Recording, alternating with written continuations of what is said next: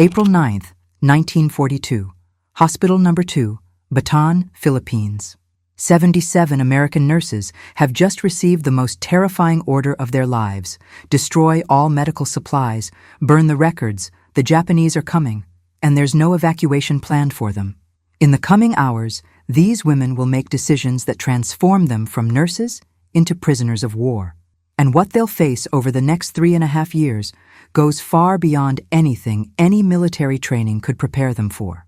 Subscribe now, because this is one of the most brutal and heroic stories you've never heard. And hit the bell so you don't miss the next episodes in this series. Lieutenant Josie Nesbitt presses the stethoscope to a soldier's chest. He's 19 years old. His left lung is punctured by mortar shrapnel. She knows he won't survive the night, but she keeps checking his vital signs because that's what nurses do. It's what keeps her sane. Outside hospital, no. In a makeshift collection of tents and shacks in the Bataan jungle, the sound of Japanese artillery is getting closer. It's no longer distant thunder. Now it's a constant roar that makes the trees shake and the ground vibrate under their feet. It's 6:47 a.m. Nesbitt wipes sweat from her forehead with the back of her hand. The humid Philippine heat is stifling even before the sun is fully up. She's been wearing the same white uniform for 4 days. There are bloodstains that won't come out anymore. The chief nurse, Captain Maude Davison, enters the tent. Meeting, all of you, now. Her voice is firm, but Nesbitt can detect something she's never heard before. Fear. December 1941. When the Japanese bombed Pearl Harbor, they also launched coordinated attacks across the Asia-Pacific. The Philippines, an American colony at the time, were hit on the same day. General Douglas MacArthur retreated his forces to the Bataan Peninsula, promising reinforcements that never arrived. Among his troops, 77 nurses from the U.S. Army Nurse Corps, most in their early 20s, many on their first overseas assignment. They expected to treat combat wounded in proper hospitals. They didn't expect to become the last line of medical defense in a lost battle. At the emergency meeting, Captain Davison doesn't waste time. Bataan is going to fall, probably today. We've received orders to destroy everything that could be useful to the enemy. Medications, equipment, records. Lieutenant Hattie Brantley raises her hand. What about evacuation? Silence. There's no evacuation planned for us, Davison replies. MacArthur and his staff were evacuated to Australia weeks ago. The last ships left last night. 77 women. Surrounded by 80,000 Japanese soldiers. No escape route. Nurse Eleanor Guerin feels her stomach churn. She's 24 years old. 3 months ago, she was planning her wedding in Ohio. Now she's holding a list of supplies to destroy while dying soldiers watch her from their stretchers. What do we do with the patients? Someone asks. We keep working until we can't anymore, Davison replies. It's our duty. In the following hours, the nurses carry out the most painful task of their careers, destroying the life-saving tools. They pour morphine onto the jungle floor. They smash vials of penicillin, the war's most precious antibiotic. They burn sterile bandages. They bury surgical instruments. Nurse Ruby Bradley watches a bonfire consume boxes of medical supplies while a soldier with gangrene screams in pain just a few yards away. He needs those medications, but the Japanese can't have them. At 3:20 p.m., the sound of the cannon stops. The silence is worse. At 4 p.m., a Japanese officer enters the hospital. He's accompanied by soldiers with fixed bayonets. He doesn't speak English. He just gestures. Stay where you are. The 77 nurses officially become prisoners of war of the Japanese Empire. None of them knows it will take 1,247 days before they return home. None of them knows that 17 of their colleagues won't survive. And none of them imagines the horrors they'll face in places like Santo Tomás and Los Baños, prison camps where hunger, disease, and brutality will become their new reality. But before we get to the prison camps, you need to understand who these women were, because they weren't just nurses. They were some of the most trained and competent medical professionals in the U.S. Army, and that competence is exactly what would keep them alive. To understand how these 77 women survived what was to come, you need to know who they were before becoming prisoners, because these weren't ordinary nurses. Maude Davison was 47 when she was captured. A World War I veteran, she had served in France in 1918, treating soldiers with mustard gas wounds and trench gangrene. She was tough. She demanded impeccable military discipline. Her nurses feared and respected her equally. When other officers panicked in the first days of the Japanese attack, it was Davison who established triage protocols under fire. It was she who decided they would continue wearing white uniforms, even if it made them targets, because U.S. Army nurses maintained standards. That military rigidity, which many found stifling, would become their greatest survival tool in the prison camps. Josie Nesbitt was 28. From Texas, she enlisted in 1940 because she wanted to see the world beyond Dallas. She did. In the Philippines, Nesbitt specialized in trauma surgery. During the Bataan bombings, she performed emergency amputations under artillery fire, using only local anesthesia because morphine was running out. One soldier wrote in his diary, "Lieutenant Nesbitt held my hand while the doctor sawed off my leg. She didn't stop talking to me. She told bad jokes. I could still feel every cut, but I wasn't alone."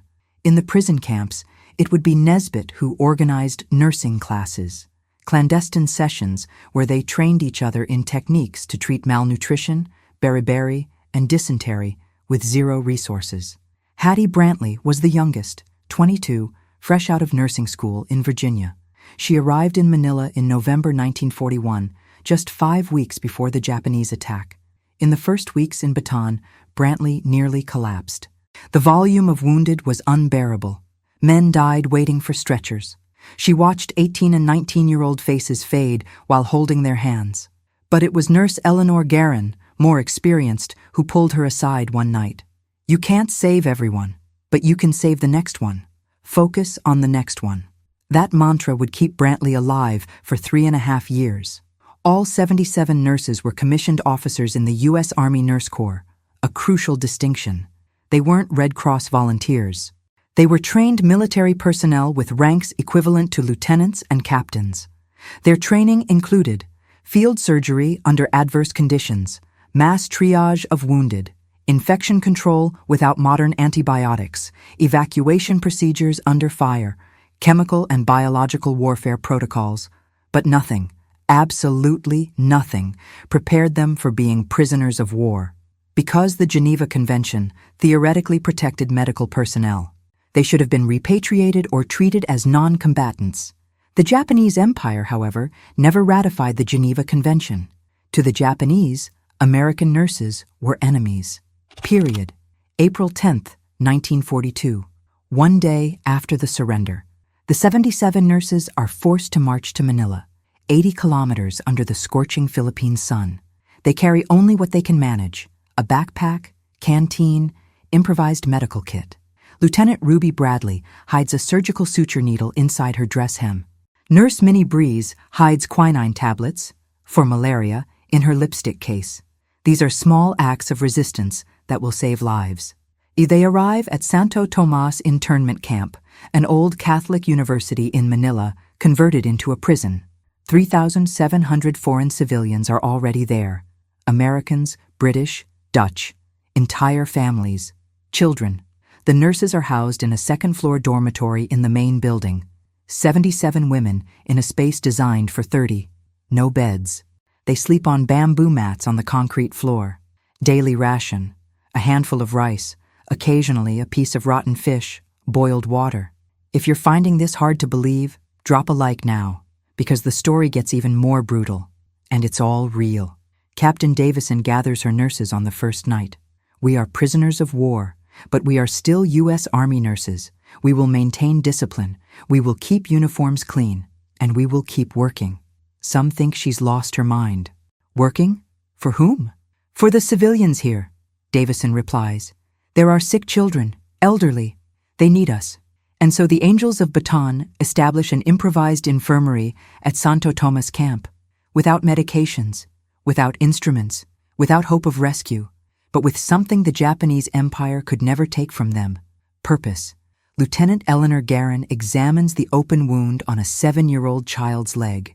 It's a staph infection.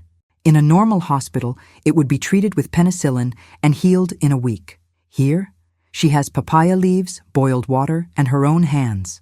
Guerin cleans the wound with water.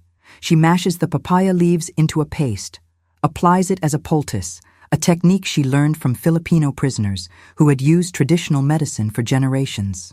"It'll sting," she warns the boy in her broken Tagalog. The boy doesn't cry. The children here have learned not to cry. 3 days later, the infection starts to recede. A tiny victory in a war of attrition against death. The nurses turned an abandoned classroom into an infirmary. Their medical equipment: strips of cloth torn from old dresses, bandages, boiled glass bottles for improvised IV solutions, sewing needles sterilized over fire for emergency sutures, metal ashtrays, surgical bowls, kitchen knives sharpened on rocks, scalpel blades. Nurse Ruby Bradley performed an emergency appendectomy using a kitchen knife and unsterilized cotton thread. The patient survived.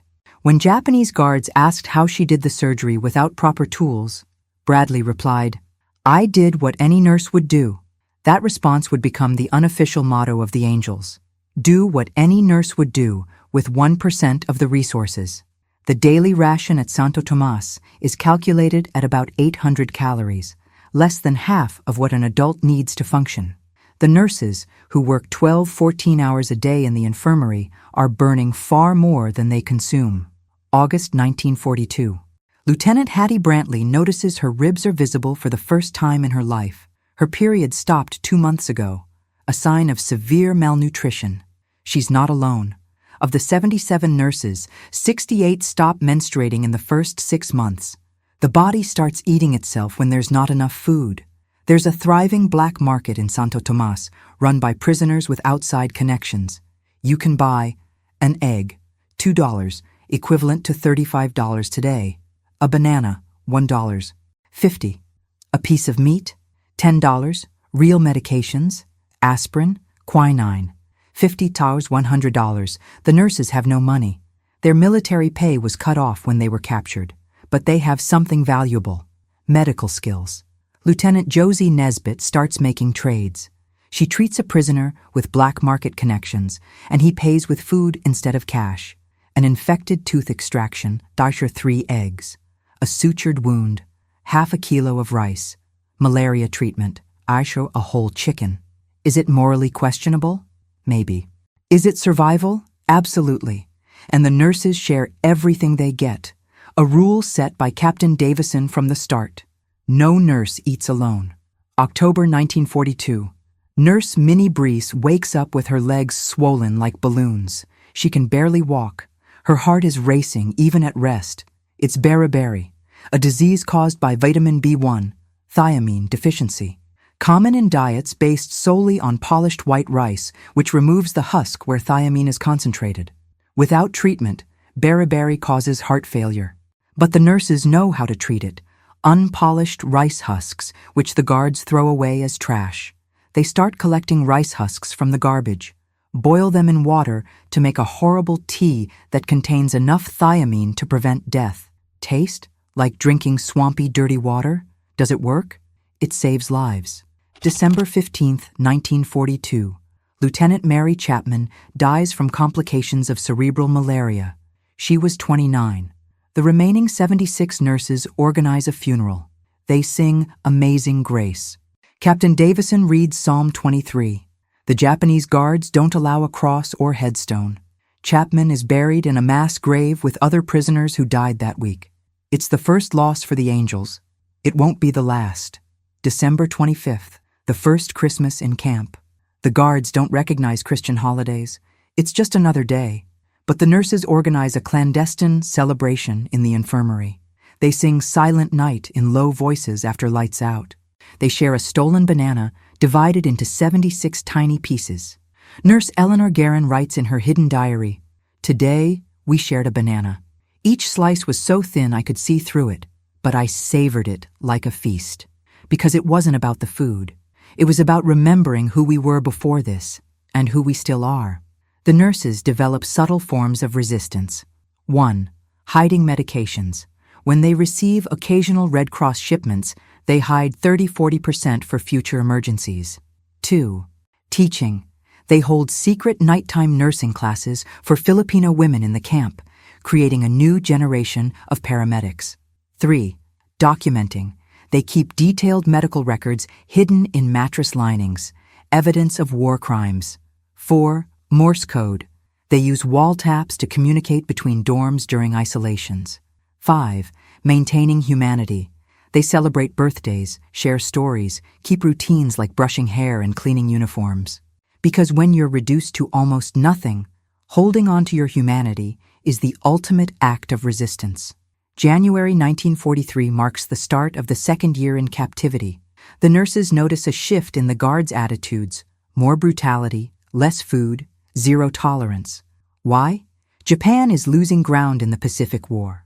American victories at Midway and Guadalcanal mean Japanese resources are increasingly scarce.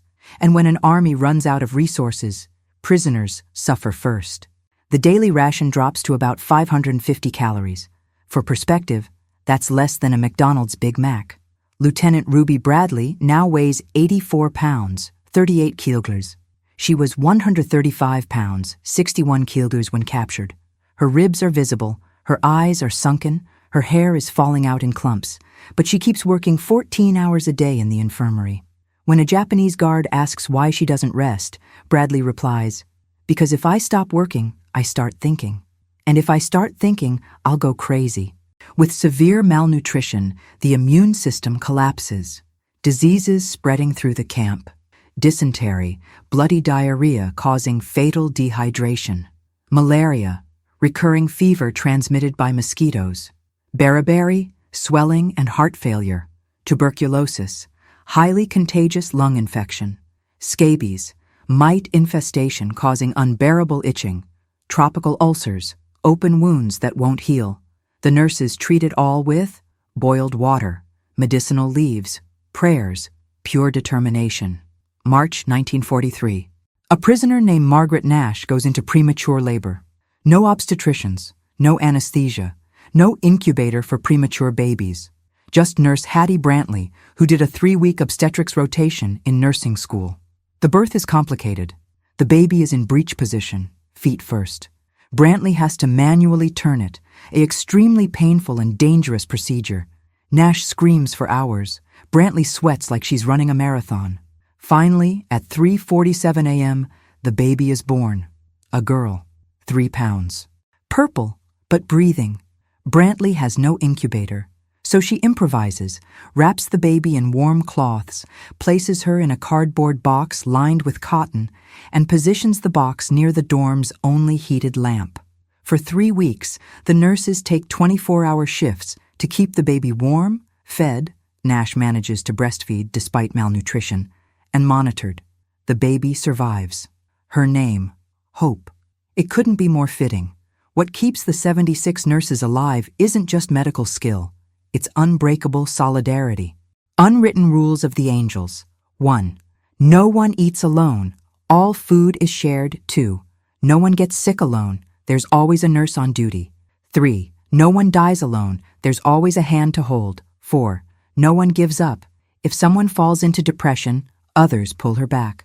Nurse Josie Nesbitt wrote in her diary, "Today Hattie broke down. Not physically, mentally. She just stopped talking, stared into space. Ruby and I took her to the corner of the infirmary and held her while she cried. For hours. We didn't say anything. We just held her, because sometimes holding someone is the only medicine that matters." May 1944. The nurses are transferred to Los Baños camp, a smaller, more isolated prison camp in the mountains 60 kilometers from Manila. Conditions are worse, much worse. Los Baños is surrounded by dense jungle. No proper structures, just leaky wooden barracks. Food is even scarcer. Guards are more brutal. And for the first time, the nurses hear disturbing rumors. If American forces approach, the guards have orders to execute all prisoners. Captain Davison gathers her nurses in secret. "You've heard the rumors. I don't know if they're true, but we need to be prepared." They start hiding. Improvised knives made from metal scraps, maps of the terrain drawn from memory, small stocks of non-perishable food, water in hidden bottles. They don't know if they'll get a chance to escape, but if they do, they'll be ready. December 25th, 1944, the third Christmas in captivity. Nurse Eleanor Guerin writes in her diary, 3 years, 1,095 days, and we're still here. Some people ask how we endured. I don't know. I just know that if I stop believing we'll see home again, I'll die here. So I choose to believe, every day, even when it seems impossible. February 23, 1945, 7 a.m. Lieutenant Ruby Bradley is in the infirmary when she hears something she hasn't heard in 3 years. The sound of American planes.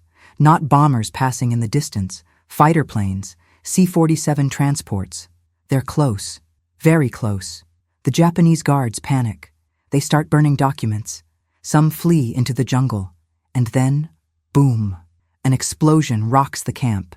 Prisoners run to the windows. From the sky, hundreds of American paratroopers are descending. The U.S. 11th Airborne Division. It's the Los Baños Raid, one of the boldest POW rescue missions of World War II.